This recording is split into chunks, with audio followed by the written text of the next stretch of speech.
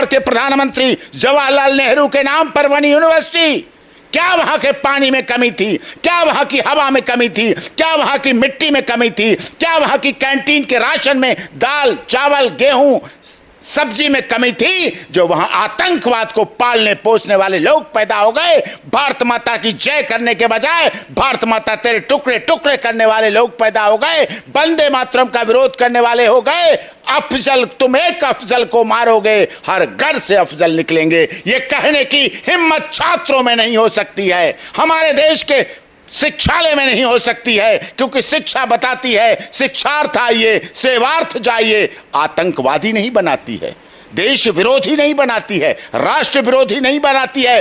विद्या का मतलब होता है विद्या ददाति विनयम, विनयम ददाति धनम, धनम ददाति सुखम, सुखम ददाति मित्रम। विद्या ये हमें पढ़ाती है। लेकिन उस जेएनयू से ऐसे लोग पैदा हुए जहां नारा दिया गया एक प्रधानमंत्री के नाम पर बनी यूनिवर्सिटी, देश के दूसरे प्रधानमंत्री के कब्र खोदने की बात वहां से बोली गई। नमस्कार, आप देख रहे हैं सनसनी रिपोर्टर।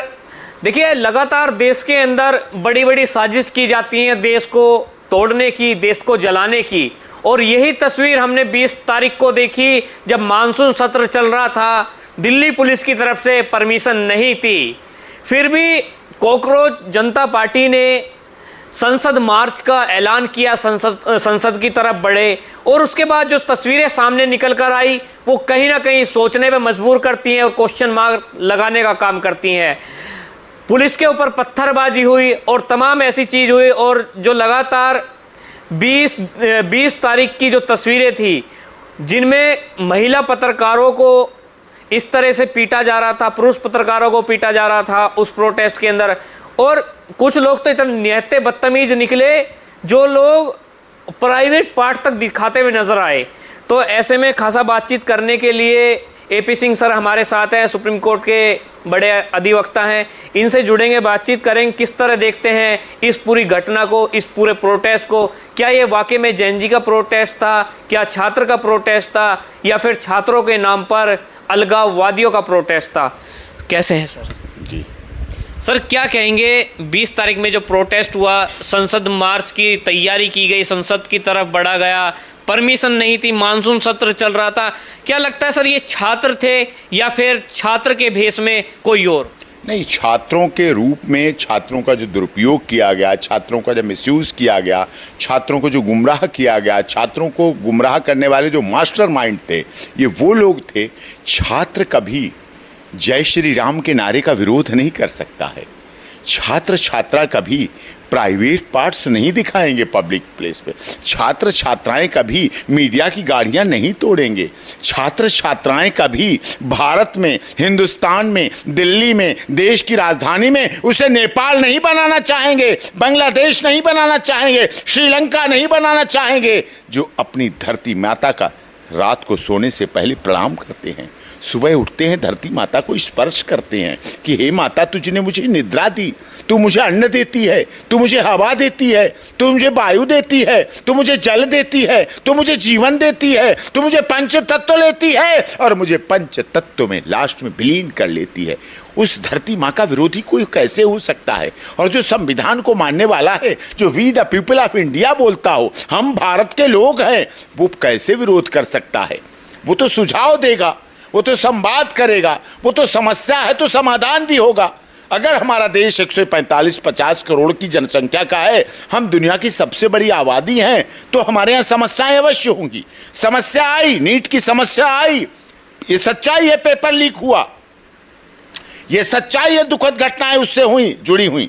लेकिन ये भी सच्चाई है कि सरकार ने सीबीआई की जांच कराई, ये भी सच्चाई है एफआईआर दर्ज हुई, झूठे पकड़े गए, कुछ सच्चे पकड़े गए। जब बड़ा मामला होता है तो ऐसी बातें होती हैं। लेकिन उन्हीं पैसों में दोबारा परीक्षा भी हुई, रिजल्ट भी आया, पास भी हुए, वो चैप्टर क्लोज हो गया। तब तक मैं मान सकता था धर्मेंद्र प्रधान की आपत्ति आ सकती है, लेकिन जब सब कुछ सही हो गया फिर धर्मेंद्र प्रधान क्यों?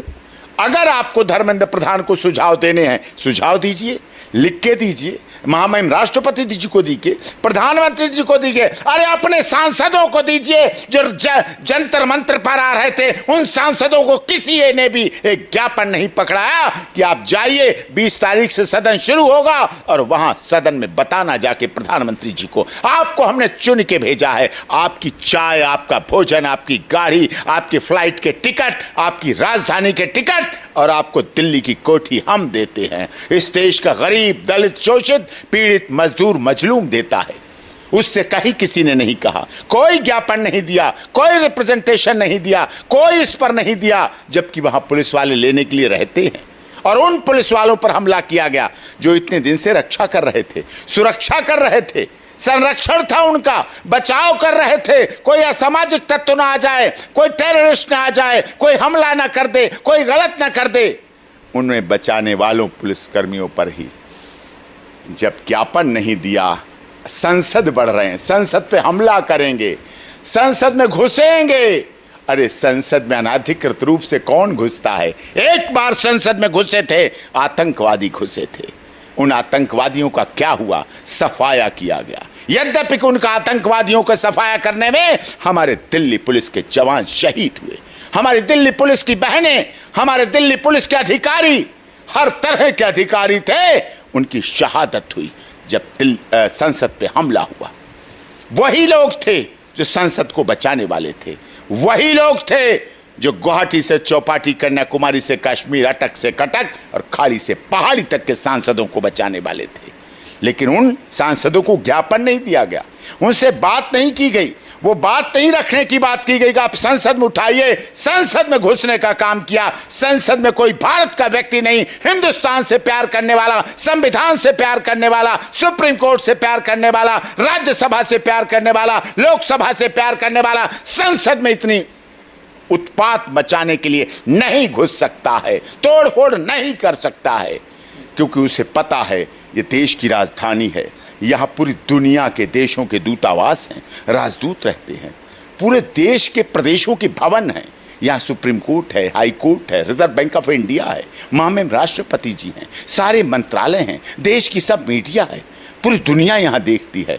लेकिन कोई तो थे ऐसे लोग जिन्होंने इस व्यवस्था को फैलाने का काम किया, जिन्होंने भारत में नफरत फैलाने का काम किया। और वो नफरत फैलाने वाले लोग मंच पर दिखे, वीडियोग्राफी करवाते दिखे, खबरें चलवाते दिखे, ब्रेकिंग करवाते दिखे, बच्चों को गुमराह करते हुए दिखे, मुस्कुरा के फोटो खिंचाते हुए दिखे। लेकिन जब बच्चों को रोकने के लिए लाठी और डंडे चलाए गए तो किसी नेता, किसी सांसद, किसी लोकसभा सदस्य, किसी राज्यसभा सदस्य, किसी विपक्षी पार्टी के मुखिया, किसी एमएलए, किसी विधान परिषद सदस्य, किसी नेता के कोई चोट नहीं आई, किसी नेता के किसी बच्चे के चोट नहीं आई, किसी नेता की किसी धर्म पत्नी के चोट नहीं आई। वो घायल होने वाले हमारे बच्चे थे, आपके बच्चे थे, घायल होने वाले आम आदमी के बच्चे थे जो गुमराह कर दिए गए। और एफआईआर किसी नेता के ऊपर नहीं हुई। गए तो सब, सबूत तो सबके हैं, अखबारों में फोटो सबके हैं। आप तो देश के वरिष्ठ पत्रकार हैं, आपका चैनल तो पूरी दुनिया में देखा जाता है। आपके चैनल से कोई पुलिस वाला वीडियो फुटेज नहीं लेगा कि नेताओं वाली दे दो हमें, हम इनको गिरफ्तार कर लें, एफआईआर कर लें। फंसाए जाएंगे वो बच्चे जो निर्दोष हैं, निहत्थे थे, आक्रोश लाया गया, उन्हें गुमराह किया गया, भटकाया गया, 10 एफआईआर दर्ज हुई। अब लोगों की तलाश जारी होगी, लोग अंडरग्राउंड होंगे, नेता सदन में बैठेंगे, नेता अपनी खबरें छांट छांट के लगा रहे होंगे अपने फेसबुक और ट्विटर और इंस्टाग्राम पे, लोगों को चुनाव में गुमराह करने के लिए। देखो छात्रों, हम तुम्हारे साथ थे। अरे आप लोकनायक जयप्रकाश नारायण की नकल करते हैं, आप 9 अगस्त क्रांति दिवस की नकल करते हैं, आप राम मनोहर लोहिया की नकल करते हैं। राम मनोहर लोहिया नेताजी सुभाष चंद्र बोस, चंद्रशेखर आजाद, राम प्रसाद बिस्मिल ठाकुर, रोशन सिंह, शहीद अशफाक उल्लाह ने अपने सीने पर आजादी की लड़ाई को झेला है, अपने गले में फांसी के फंदे खाए थे, तब वो देश के नेता बने। केवल वीडियोग्राफी करा के, केवल ब्रेकिंग करा के, केवल जंतर मंतर पर हमारे छोटे छोटे बच्चों को गुमराह करके, उनको लाठियों से पिटवा के, उनको डंडों से पिटवा कर, उन पर झूठे केस लगवा के उन्होंने नेतागिरी की, राजनीति की रोटियां नहीं सेकी। तब आज जयप्रकाश नारायण और राम मनोहर लोहिया का नाम लिया जाता है। सर, सीजेपी की तरफ से और तमाम विपक्ष की तरफ से एक ही बात कही जा रही है कि 2021 से लेकर और अब तक 90 से ज़्यादा पेपर लीक हुए, जिनकी जिम्मेदारी धर्मेंद्र प्रधान लेने के लिए तैयार नहीं है, और प्रधानमंत्री मोदी एक बार भी जनता से संवाद नहीं कर पा रहे इस मुद्दे पे। संसद शुरू हुई, 20 तारीख से संसद शुरू होनी थी। पहले दिन मार्च, पहले दिन लाठी, पहले दिन डंडे, पहले दिन आंसू गैस के गोले, पहले दिन कर लिया। एक बार चर्चा तो करते राहुल गांधी जी। अब चर्चा कर रहे हैं अपनी राजनीतिक रोटियां सेकने के बाद। जब अपना राजनीति का काम हो गया कि लोगों को बताने के लिए, लोगों को गुमराह करने के लिए, देश को अव्यवस्थित करने के लिए, देश को भड़काने के लिए, जब ये सब काम हो गया तब चर्चा होगी। इससे पहले भी चर्चा हो सकती थी, देश के लिए काम हो सकता था, लेकिन नहीं, क्योंकि इस आंदोलन में एक साधारण व्यक्ति नहीं शामिल थे। इस आंदोलन में वो जेएनयू के लोग शामिल थे, जिसके साथ मुझे दुख के साथ कहना पड़ता है, ये वो जेएनयू है, वो जवाहरलाल नेहरू यूनिवर्सिटी है जिसका नेता प्रयागराज इलाहाबाद के आनंद धाम में रहता था। आनंद कितना बड़ा नाम, प्रयागराज। मोतीलाल नेहरू की क्या लीगेसिटी थी, उसमें रहने वाले 3 बार के प्रधानमंत्री जवाहरलाल नेहरू के नाम पर बनी यूनिवर्सिटी। क्या वहां के पानी में कमी थी, क्या वहां की हवा में कमी थी, क्या वहां की मिट्टी में कमी थी, क्या वहां की कैंटीन के राशन में दाल चावल गेहूं सब्जी में कमी थी, जो वहां आतंकवाद को पालने पोसने वाले लोग पैदा हो गए। भारत माता की जय करने के बजाय भारत माता तेरे टुकड़े टुकड़े करने वाले लोग पैदा हो गए। वंदे मातरम का विरोध करने वाले हो गए। अफजल, तुम एक अफजल को मारोगे, हर घर से अफजल निकलेंगे। ये कहने की हिम्मत छात्रों में नहीं हो सकती है, हमारे देश के शिक्षालय में नहीं हो सकती है, क्योंकि शिक्षा बताती है शिक्षार्थ आइए, सेवार्थ जाइए। आतंकवादी नहीं बनाती है, देश विरोधी नहीं बनाती है, राष्ट्र विरोधी नहीं बनाती है। विद्या का मतलब होता है विद्या ददाति विनयम, विनयम ददाति धनम, धनम ददाति सुखम, सुखम ददाति मित्रम। विद्या ये हमें पढ़ाती है। लेकिन उस जेएनयू से ऐसे लोग पैदा हुए जहां नारा दिया गया, एक प्रधानमंत्री के नाम पर बनी यूनिवर्सिटी, देश के दूसरे प्रधानमंत्री के कब्र खोदने की बात वहां से बोली गई। कैसे हम मान लें कि क्या क्या नहीं वहां होता है, कैसे हम विश्वास कर लें कि वहां भारत माता के लोग रहते हैं, भारत माता के हिंदुस्तान की एकता वाले लोग रहते हैं। नहीं, हम कैसे मान लें जंतर मंतर पर किसी ने रिप्रेजेंटेशन नहीं दिया, किसी ने अपना एजेंडा नहीं दिया, किसी भी सांसद को नहीं दिया कि जाओ 20 तारीख से सदन शुरू होगा, हमारी मांगों को सदन में रखना। सदन तो देश की बड़ी पंचायत है, लोकतंत्र की बड़ी पंचायत है। वहां तो सबकी बात सुनी जाती है, सब बोले जाते हैं, सब पर चर्चा होती है। संवाद नहीं चाहते हैं, समस्या का समाधान नहीं चाहते हैं, विवाद चाहते हैं, और विवाद करके अपनी राजनीतिक रोटियां सेकना चाहते हैं ये वो लोग। सर, ऐसे में एक सवाल बड़ा उठ रहा है कि सोनम वांगचुक को निशाना बनाकर वही अन्ना के आंदोलन की याद आती है कि जिस तरह सोनम वांगचुक के साथ अभिजीत दीपके हैं, और उस समय अन्ना हजारे के साथ में अरविंद केजरीवाल थे। अन्ना और सोनम वांगचुक एक नहीं हो सकती। अन्ना के आंदोलन में वंदे मातरम बोला जाता था, भारत माता की जय बोली जाती थी, तिरंगा लहराया जाता था, हिंदुस्तान जिंदाबाद होता था। वहाँ ये नारा था, हम भी थे अन्ना के आंदोलन में। वो इंडिया अगेंस्ट करप्शन के खिलाफ था, भ्रष्टाचार के खिलाफ था अन्ना का आंदोलन। लेकिन सोनम वांगचुक को मोहरा बनाया गया।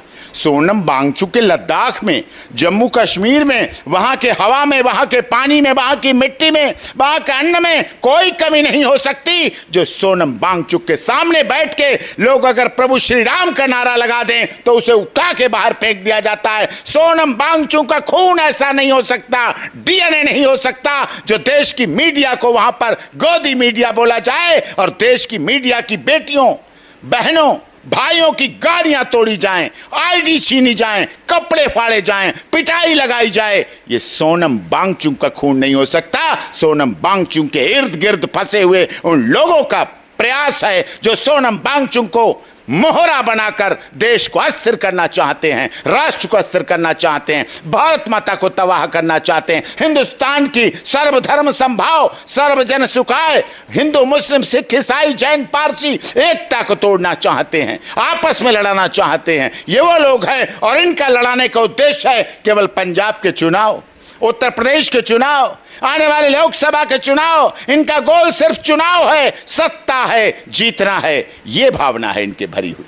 क्या सर ये आंदोलन आने वाले चुनाव, आने वाले नेताओं को सत्ता पाने के लिए ये आंदोलन कराया गया? ये इसीलिए कराया गया, लेकिन एक्सपोज हो गए, सबको पता चल गया। सोनम वांगचुक को भी पता चल गया कैसा मुझे मोहरा बनाया जा रहा था, उन्हें पता चल गया, सबको पता चल गया किस तरह से मोहरा बना के राजनीतिक रोटियां सेकी। अगर कोई नेता भूखा रहता तो मैं मानता ना, किसी नेता का मेडिकल नहीं हुआ, किसी नेता के बच्चों पर लाठियां नहीं चली, किसी नेता पर एफआईआर नहीं हुई, किसी नेता की पत्नी को एफआईआर मुकदमा नहीं हुआ, नहीं पथराव हुआ। पथराव हुआ बच्चों पर। क्या कारण था? फोटो तो नेताओं के छपते थे, बयान तो नेताओं के आते थे, सोशल मीडिया पर तो नेता चलते थे, अपने सबको चलाते थे, खूब चलाते थे, खूब चलाए, लेकिन फिर कैसे गायब हो गए? मेन मौके पे कैसे गायब हो गए? 20 जुलाई को कैसे गायब हो गए? रिश्तेदार सब बने रहे और बारात के दिन सब गायब हो जाएं। वो रिश्तेदार तो नहीं होते साहब। बारात के दिन जो घुड़चड़ी में भी नाचते हों और बारात में भी नाचते हों, वही तो पक्के रिश्तेदार माने जाते हैं। ये तो बात नहीं बनी। इसका मतलब दाल में काला था। इसका मतलब भारत सरकार को अस्थिर करने का प्लान था। इसका मतलब जंतर मंतर को मोहरा बनाया गया, जो अब सारी दुनिया ने देख लिया है और एक्सपोज कर दिया है। तो देखिए, कहीं ना कहीं सवाल यही उठता है कि 10 बजे तक, 11 बजे तक आम आदमी पार्टी के नेता भी नजर आए, चंद्रशेखर रावण भी नजर आए, पर उस बीच कोई भी क्यों नजर नहीं आया जिस समय छात्र लाठियां खा रहे थे। उसके बाद फिर तमाम नेता पहुंचे, पर उस बीच कहाँ गुम रहे, संसद नहीं चलने दी। और कहीं ना कहीं ये सवाल खड़ा होता है इन सब चीज़ों को देखने के बाद, क्या उनको पहले से पता था ऐसा सब कुछ होने वाला है? क्या ये सब कुछ प्री प्लान था? इस सब को लेकर आप क्या सोचते हैं? अपनी राय अवश्य कमेंट बॉक्स में दीजिएगा।